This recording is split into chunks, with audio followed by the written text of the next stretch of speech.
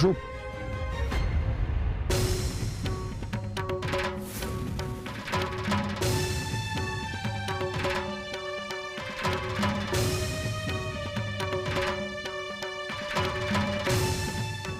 રૂપ, તું ઠીક તો છે ને? હું જાણું છું કે એક સ્ત્રી માટે બધું જ સાંભળી લેવું સરળ હોય છે, પણ જ્યારે વાત એના ચરિત્ર પર આવે ને ત્યારે એના માટે બહુ જ આઘાતજનક બની જતું હોય છે. પણ રૂપ, તું ચિંતા નહીં કર, હું તારા પર આરોપ નહીં આવવા દઉં. તમારે હવે કંઈ જ કરવાની જરૂર નથી. તમે જે કર્યું એ જ બહુ છે.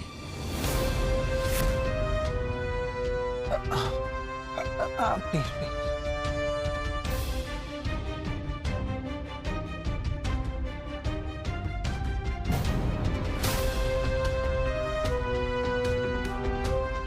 બંનેને એકબીજાની જરૂર તો છે જ. સરગમ કહે છે એ વિષય પર વિચારવું તો જોઈએ. સરગમનો વિચાર તો સારો છે, પણ આ બંને માનશે?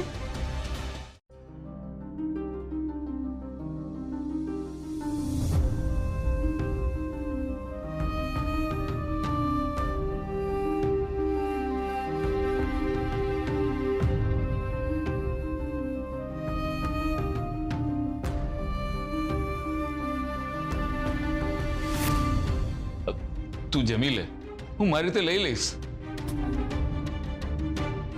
તમે મારા પતિ છો અને પતિને જમાડીને જમવું એ પત્નીની ફરજ છે. મેં તારી સાથે આટલું બધું ખોટું કર્યું, તારી આખી જિંદગી મારા લીધે બગડી ગઈ, છતાં તારા મનમાં મારા માટે નફરત નથી? તું ધારત તો બીજા લગ્ન પણ કરી શકી હોત.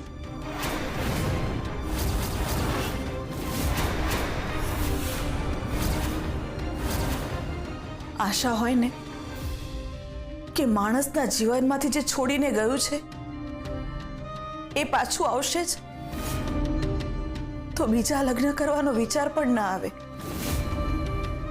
સ્ત્રી બધું જતું કરવાની, છોડી દેવાની ક્ષમતા ધરાવે છે, તો સાથે સ્વીકારવાની પણ ક્ષમતા ધરાવે જ છે.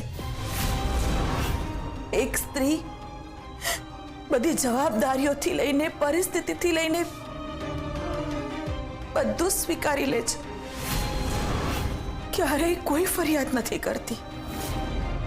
અને રહી વાત છોડી દેવાની, તો સ્ત્રી માટે છોડી દેવું એ પુરુષો જેટલું સરળ નથી હોતું.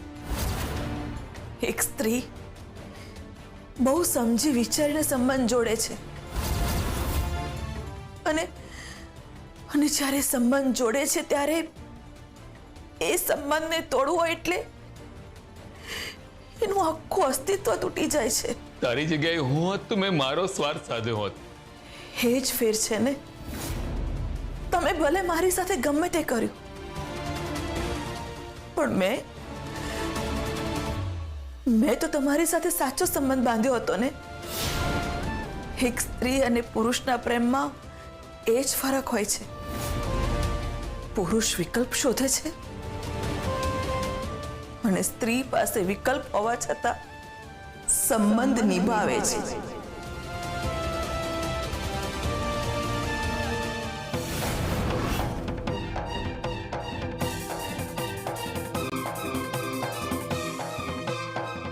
મમ્મી નથી તો શું થયું? હું તો છું ને. મારા પપ્પાને જમવાનું આપવાનો હક માત્ર અમારો છે, અમારો, તમારો નહીં.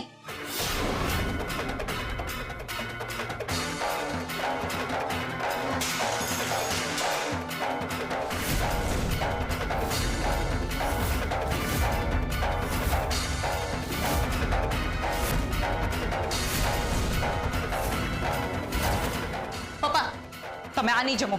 હું તમારા માટે બીજી ડીશ પીરસું છું. પરી, શું વર્તન છે આ? દીબા, તમે પણ શું? હા, આ શું છે પરી? આવું શીખવાડ્યું છે અમે તને? અન્નનું અપમાન, આવા સંસ્કાર છે? પરી, ગમે તેટલો ગુસ્સો હોય પણ આવી રીતે ગુસ્સો ના ઉતારાય. કેટલી વાર કહ્યું તને કે તારું વર્તન સુધાર. અનસુયા વહુ આયાન એ આપણા પરિવારના સભ્યો છે. એને સ્વીકાર. એને સ્વીકારતી પણ નથી અને દિવસે ને દિવસે વધારે ખરાબ થતી જાય છે તું. તારો તારી જાત ઉપરથી કાબુ ખોઈ બેઠો છે. પણ મોટી બા આ મારા મમ્મીની જગ્યા લઈ રહ્યા છે. ચૂપ પરી. કોઈ કોઈની જગ્યા નથી લેતું, એટલે આવા બધા ખોટા વિચારો તારા મગજમાંથી કાઢી નાખ. મોટી બા જવા દો, એ બાળક છે. બસ આવું કઈ કહીને જ ઘણું બધું જવા દીધું છે, પણ હવે નહીં. હવે જો તે અનસુયા વહુને અયાન સાથે ગમે તેવું વર્તન કર્યું છે તો વાત છે તારી.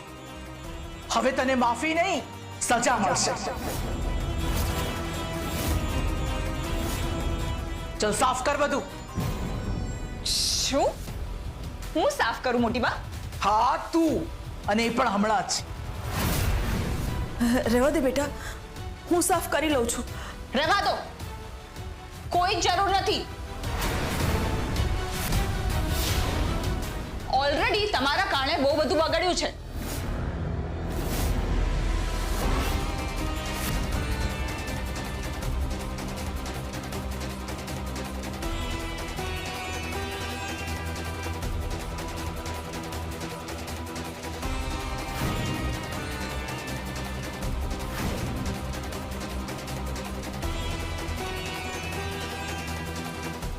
મોટી બાએ મારી સાથે ઠીક નથી કર્યું. પેલા સરગમ એમની સાઈડ લેતી હતી અને હવે મોટી બા પણ. આ ઘરમાં કોઈ મારું નથી રહ્યું. આ લોકોએ મારું બધું જ છીનવી લીધું. હા મમ્મી, તું ઠીક છે ને? તું ચિંતા નહીં કરતી, હું તને બોલાવીશ. આપણે જલ્દી સાથે આવીશું. પણ હા, ત્યાં સુધી તું તારું ધ્યાન રાખજે. કોની સાથે વાત કરો છો ચિરાગભાઈ?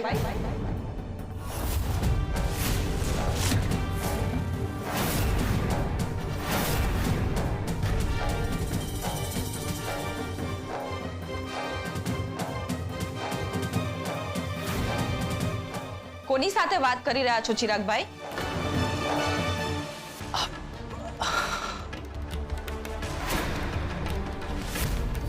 આને કંઈ સાંભળી તો નથી લીધું ને? શું વિચારો છો ચિરાગભાઈ? કંઈ નહીં, બિઝનેસનો કોલ હતો એટલે વાત કરતો હતો. ચિરાગભાઈ,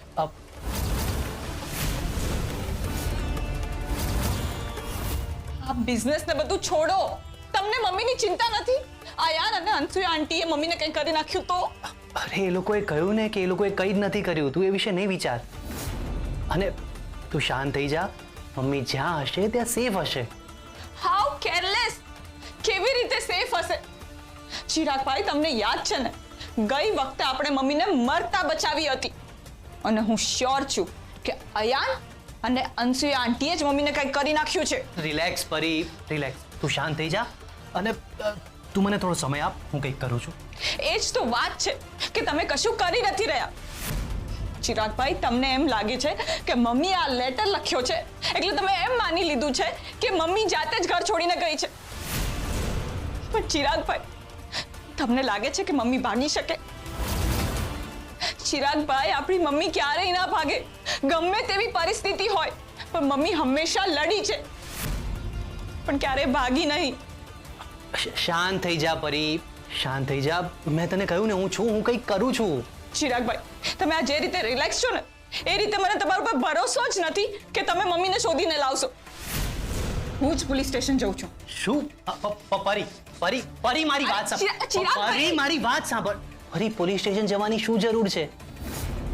અને હું અને ધ્વનિત પોલીસ સ્ટેશન ગયા હતા, પણ એ લોકોએ કમ્પ્લેન લખવાની જ ના પાડી દીધી. એ લોકો તમારી વાત ટાળી શકે, મારી નહીં. હું જઉં છું. પરી, મારી વાત સાંભળ. ઉતાવળે નિર્ણય ન લેવાના હોય. અને હું છું ને, હું કંઈક કરું છું. તું શાંત થઈ જા, હું કંઈક કરીશ.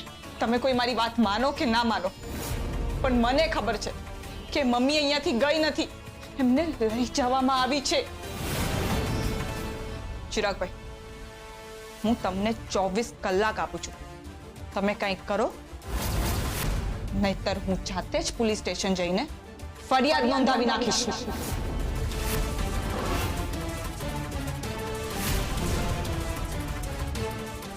પરી મારી વાત.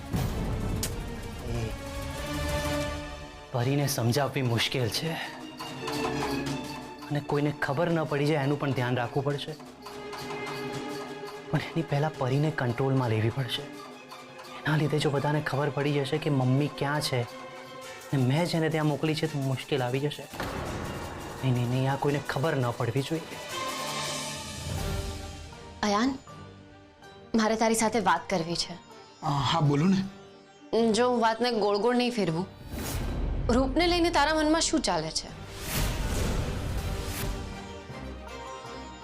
હું કંઈ સમજો નહીં સરગમ ભાભી. તું જે રીતે એની સાઈડ લેતો હતો, એને જે રીતે પ્રોટેક્ટ કરતો હતો, મને લાગ્યું કે એ જ એ છોકરી છે જે તારા માટે બની છે. જો યાર, આજે નહીં તો કાલે કોઈને કોઈ છોકરી સાથે તો સેટલ થવાનું જ છે ને, તો પછી રૂપ કેમ નહીં? અને ઘણા સમયથી આ ઘરમાં રહે છે. મને લાગે છે કે એ તારા માટે યોગ્ય છે. તું એકવાર આના પર વિચાર કરી જોજે.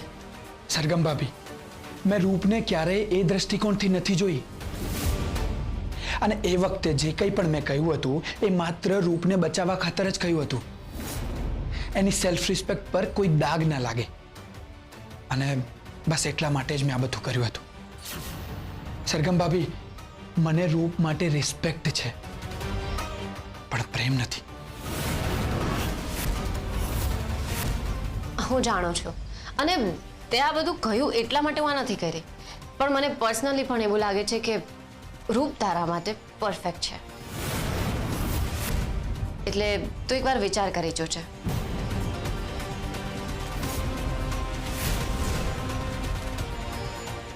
ઠીક છે.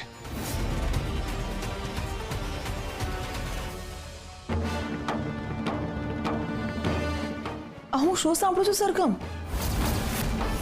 તો મારા દીકરાના લગ્ન આ છોકરી સાથે કરાવવા માંગે છે? એ સારી છોકરી છે.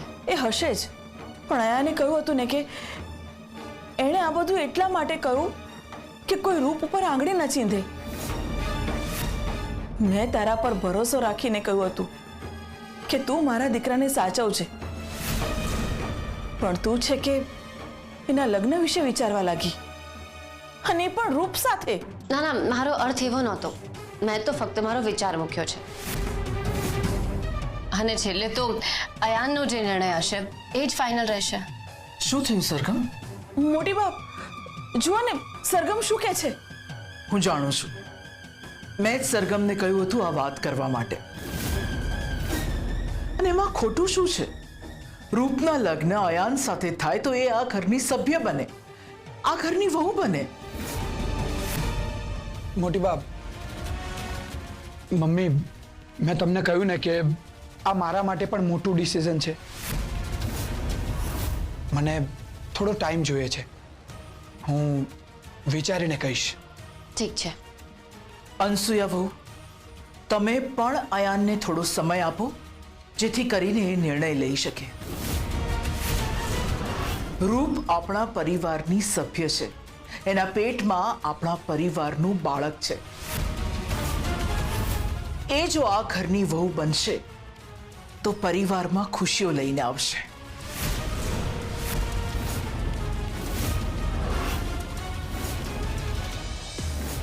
રૂપ, હવે તું આ લગ્ન માટે રાજી છે ને? ના, હું આ લગ્ન નહીં કરું. કેમ?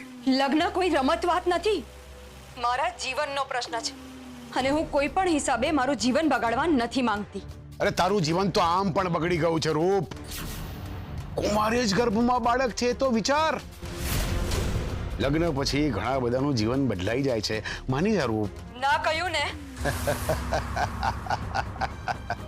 આહા.